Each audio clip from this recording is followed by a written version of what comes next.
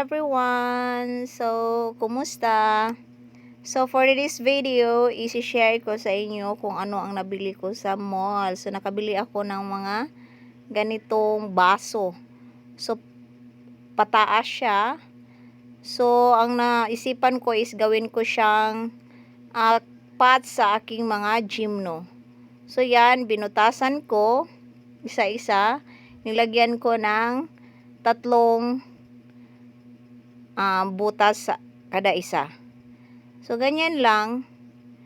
So, mas makasave ka pag ganito ang binibili mo.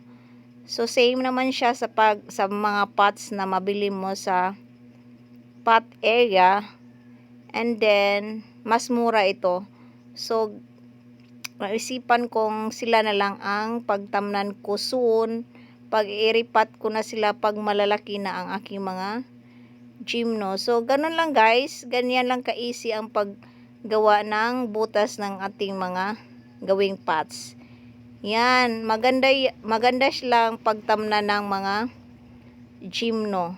So, kung gusto nyo ang mga nagawa ko, so marami yan. Marami niyang mga tinda sa mga mall or sa mga sidewalk. Meron siguro. At assorted color ang nakuha ko kasi walang isang color lang. Sana nakatulong at nakakuha kayo ng idea kung ano ang gagamitin ninyo mga pots sa inyong mga gymno. Thank you for watching. I hope you enjoy watch this video. Ang sino pang hindi pa nakapag-subscribe, please subscribe my channel and then Nanit Vlog. And thank you guys. Bye-bye.